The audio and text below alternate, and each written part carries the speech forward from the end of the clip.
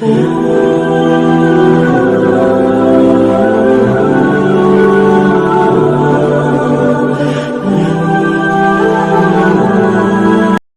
کچھ دن پہلے ایک جگہ تعزیت اور ڈرتا ڈرتا گیا تعزیت کرنے. پرانے جاننے والے تھے, دوستوں کا رشتہ تھا, تو میں ایک ہی بیٹا تھا, تو وہ مجھے پتا چلا کہ ٹرین ایکسیڈنٹ میں انتقال کر گیا. تو میں ڈرتے ڈرتے گیا کیونکہ معاملہ مشکوک تھا. اور جب میں تعزیت کے لیے اندر پہنچا تو ہمارے جو انکل تھے, جن کا میرے دوست تھے, وہ ان کے کچھ عزیز کہنے لگا کہ حضرت جی آپ کے ساتھ والے باہر جا سکتے ہیں. میں کہا چلے جاتے ہیں. میں دوستوں کو گاڑی میں بھیج دیا, اور جب میں نے اس سے بات چیت کی, کہنے لگا میرا بیٹا ایکسیڈنٹ تو میں نے بنایا ہے, وہ تو خودکشی کر کے مرا. شادی کے 11 سال بعد خدا نے ایک بیٹا دیا, اور مجھ سے غلطی یہ ہوئی, میں نے کہا میرے بیٹے کو تکلیف کوئی نہ آئے. اس کے منہ سے جو نکلا میں نے اسے دیا, جو اس نے مانگا میں نے دیا. کہتا ہے جو شخص 16,000 مہینے کا کمائے اور بیٹے کو 40,000 کا موبائل خرید کے دے, کہتا ہے میں نے ہر سہولت اسے دی. پھر ایک امیر کی لڑکی سے یونیورسٹی میں پڑھتے ہوئے اس کا تعلق بنا.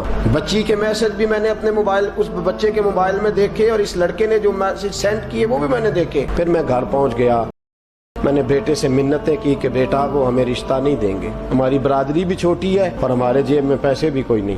پھر میں ان کے گھر گیا, بیٹا نہ مانا, اور میں نے اس شخص کو بلا کے کہا تیری بیٹی کے میسج ہے, خدا را خیال کر, اور تیرے تو 7 بچے ہیں, میری گود میں تو ایک ہی پھول کھلا ہے, میں کدھر جاؤں, خیال کر. اس نے کہا دوبارہ تو نے نام لیا تو ایسے کیس میں باپ بیٹے کو پھنساؤں گا کہ ساری زندگی نکل نہیں سکو گے. نے کہا میں نے بیٹے سے کہا کہ بیٹا میں نے پگڑی تک رکھی ہے پر مجھے رشتہ نہیں ملا, تو باز آ جا. کہنے لگا 3 راتیں میرا بیٹا سویا نہیں, اور مجھے کہنے لگا حضرت جی وہ 4تھی رات سویا ہے تو دوبارہ اٹھا نہیں. مجھے کہنے لگا مجھے اجازت دو کہ میں اس بیٹی کو بھی قتل کر دوں اور اس کا باپ بھی قتل کر دوں, میرا تو گھر اجڑ گیا نا. وہ کہنے لگا میں کبھی کبھی دوستوں کے پاس جا کے رات گزار لیتا ہوں اور میں اپنے دل کو سکون دے لیتا ہوں, لیکن اس کی ماں اس کے جوتے سینے سے لگائے پھرتی ہے, اس کی اماں اس کے پرانے کپڑے لے کے سینے سے لگائے پھرتی ہے. کہنے لگا حضرت جی کوئی کوشش کرو, کوئی دعا کرو کہ اللہ مہربانیاں کرے. میں کہہ تو نہیں سکا ان سے, لیکن میرے دل میں خیال آیا کہ کس نے کہا تھا کہ بچہ یونیورسٹی میں کو ایجوکیشن میں داخل کراؤ, کس نے کہا تھا کہ اس کے ہاتھ میں آگ کا انگارہ دو. میرے دوست آپ تیز آگ جلا کے اس کے قریب مکھن رکھو, اور پھر مکھن سے کہو کہ ڈلنا نہ, پھر مکھن سے کہو کہ پگھلنا نہ. بھئی تیز آگ قریب جلا دی اور تو کہتا ہے پگھلنا, یہ کیسا ممکن ہے؟ ہو سکتا ہے؟ بولیے نا, ہو سکتا ہے. لڑکا اور لڑکی کٹھے کالج میں پڑھے, ایک کمرے میں رہیں, ایک چھت کے نیچے رہیں, ایک دوسرے کو دیکھیں, نام جانے, فون نمبر پاس ہو, اور پھر کہنا کہ تم عشق کا چکر نہ لڑانا, کیسے ممکن ہے؟ اور بڑے سیانے بندے کہتے ہیں حضرت صاحب اعتماد ہونا چاہیے اولاد پہ. میرے نبی پاک کو اپنی بیویوں پہ اعتماد نہیں؟ عبداللہ ابن مکتوم نابینے سے ابھی آئے ہیں تو حضور نے فرمایا پردہ کر لو, حضور کو اعتماد نہیں؟ مصطفیٰ سے پاک گھر کسی کا ہو سکتا ہے؟ فرمایا پردہ کر لو, نقاب ڈالو. سونے وہ تو نابینا ہے, فرمایا تمہیں تو نظر آتا ہے نا, ڈالو نقاب. یہ اعتماد ہونا چاہیے. یہ کیسا اعتماد کہ تو تیز آگ جلائے اور مکھن قریب رکھ کے اعتماد کر, یہ کیسا اعتماد؟ ایک حدیث سنانے لگا, زندگی بار بھولنا نہ, دل کی تختی پہ لکھنا یہ روایت. توجہ ہے آپ کی؟ جاگ رہے ہیں بار والوں کو میری بات کی سمجھ آ رہی ہے؟ حدیث سنانے لگا ہوں, ابن حجر اسقلانی حدیث لائے ہیں. رسول پاک صلی اللہ علیہ وسلم نے فرمایا جہاں مرد اور عورت اکیلے ہوں وہاں تیسرا شیطان ہوتا ہے. یہ تو پہلے بھی سنے ہوں گے نا اتنے لفظ, اس سے آگے ہیں ابن حجر حدیث کے لفظ لائے. یا رسول اللہ صلی اللہ تعالی علیہ وسلم مرد اور عورت اکیلے ہوں تو تیسرا شیطان ہوتا ہے؟ حضور نے فرمایا ہاں. عرض کی حضور اگرچہ وہ نیک ہو, جاگ رہے نا آپ لوگ, اگرچہ وہ جہاں مرد اور عورت اکیلے ہوں وہاں تیسرا شیطان ہوتا ہے. حضور اگر وہ نیک ہو لکھ لو دل کی تختی پر. میرے رسول نے فرمایا اگر عیسیٰ کی ماں مریم بھی ہو اور زکریا کا بیٹا یحییٰ بھی ہو تو میں ان دونوں کو بھی اکیلا بیٹھنے کی اجازت نہیں دے سکتا. فرمایا عیسیٰ کی ماں مریم جو رہی مسجد میں, پلی مسجد میں, جس کی پاکیزگی کا اعلان قرآن کر رہا ہے, عیسیٰ کی ماں مریم. اور فرمایا یحییٰ صرف نبی نہیں, نبی کے بیٹے بھی ہیں, زکریا بن یحییٰ. فرمایا اگر یہ دونوں بھی ہوں, ایک نبی ہو اور ایک ولی ہو, مریم اور یحییٰ بھی ہو, مریم اور زکریا بھی ہو, فرمایا میں ان کو بھی اکیلے بیٹھنے کی اجازت ہے. تو کس نیکی اور پرہیزگاری کی بات کر, تو کیسا پیر ہے اس کے پاس تنہائی میں بیٹھ کے بی بی اپنا دکھڑا سنا رہی ہے؟ تو کیسا مفتی ہے, اٹھا کے لے جا طریقتیں شریعتیں اور جا کے سنبھال لے اپنے جبہ اور دستار میں. وہ کوئی جبہ اور دستار نہیں، وہ گند ہے۔ اس لیے کہ جو نبی مریم سلام اللہ علیہا کو نبی کے پاس بیٹھنے کی اجازت نہیں دے رہے، وہ پیر کس بات کی مولی ہے جو بیبیوں کو بغیر پردے کے سامنے بٹھاتا ہے؟ اور تنہا بیوی کہتی ہے میرا دکھ سن لے، اس نے اجازت؟ اور پھر کہنا تماشا لگ گیا، سٹنڈ لگ گیا۔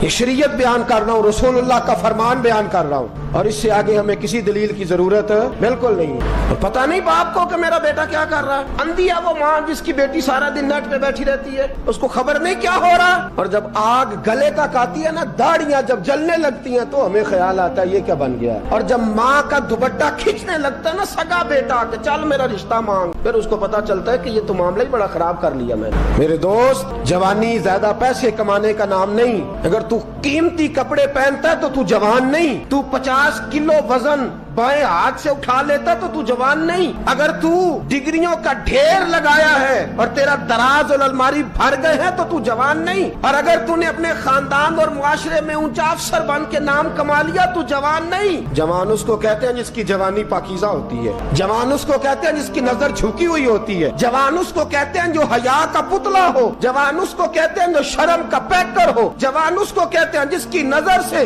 معاشرے کی بہو بیٹیاں بچی ہو۔ جوان وہ ہوتا ہے، جوان بھی ہو پاکیزہ بھی ہو، جوان وہ ہوتا ہے کہ میرے رسول پاک نے فرمایا صبح قیامت اللہ عرش کے سیدھے جانب جوان کھڑا کرے گا۔ 30 سال کا جوان، چڑھتی جوانی، خوبصورت آنکھیں، روشن چہرہ، اس کا وجود طاقت والا۔ نبی آگے بڑھ کے پوچھیں گے یا اللہ یہ کون ہے جو تیرے دائیں جانب کھڑا ہے؟ اللہ فرمائے گا یہ وہ جوان ہے کہ خوبصورت عورت نے اسے کہا تھا میرے ساتھ منہ کالا کر لے، پر اس نے نظر جھکا کے کہا تھا انی اخاف اللہ، نہ بھائی میں تو اپنے اللہ سے ڈرتا ہوں۔ فرمایا یہ پاک جوانی والا ہے، یہ حاجی نہیں، نمازی نہیں، یہ ولی نہیں، یہ صوفی نہیں، یہ وہ نہیں جو غوث زماں ہو، قطب دورہ ہو، پیر طریقت نہیں، مفتی وقت نہیں۔ یہ خالی جوان ہے پر پاک جوانی لے کے آیا، یہ خالی جوان ہے پر پاکیزہ جوانی لے کے آیا، یہ خالی جوان ہے پر اس کی نظروں میں حیا بڑی ہے، یہ پاک۔ یہ کیا تماشا لگ گیا عشق کا چکر۔ اور آج جتنی مصیبتیں کھڑی ہوئی ہیں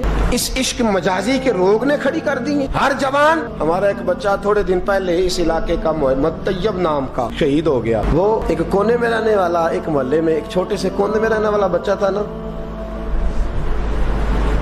میرے ساتھ دوست موجود ہیں، صبح سے لے کر ساری رات میں افسوس کرتا رہا میں جنازے میں کیوں نہیں گیا، میں جنازے میں کیوں نہیں گیا۔ وہ بچہ پاک فوج کا وہ شہادت اختیار کر گیا تو فخر سے سر بلند کر گیا اپنا، لیکن جو بی بی کے لیے ساری رات روتے رہتے ہیں وہ شہید ہو سکیں گے؟ جو ساری رات ٹھنڈ میں کھڑے ہو کے عورت کے ساتھ گفتگو کرتے رہتے ہیں اور جو سارا دن دل میں گند رکھتے ہیں بی بی کے لیے، ان کے ہاتھ میں تلوار آئے گی؟ یہ بہو بیٹیوں کی عزتیں بچا سکیں گے؟ عافیہ صدیقیہ جیلوں میں جل گئی امریکہ کی، اور وہ جب بھی خط لکھتی تھی کہتی تھی کوئی محمد بن قاسم نہیں بچا، وہ کہتی تھی کوئی شہاب الدین غوری نہیں بچا۔ اور وہ جب بھی، اب تو خیر اس کا ذہنی توازن ہی کام کرنا چھوڑ گیا، وہ بی بی جب بھی خط لکھتی تھی نا اہل پاکستان کو تو کہتی تھی پاکستان والوں بتاؤ کیا تمہارے اندر کوئی بھی خالد بن ولید کا ماننے والا نہیں؟ کیا کوئی نہیں تمہارے اندر جو علی کے نام کا نعرہ لگانے والا ہو؟ کوئی نہیں بچا جو فاروق اعظم کی سیرت کو فالو کرنے والا ہو؟ کوئی لاؤ جس کے ہاتھ میں تلوار ہو اور مجھے سمجھ آئے کہ یہ وہ ہے جو حسن اور حسین کا نام لینے والا ہے۔ کوئی نہیں بچا، اس لیے کہ گندگی دماغ میں، گندگی دل میں، گندگی روح میں تو اس کام کے لیے آیا تھا۔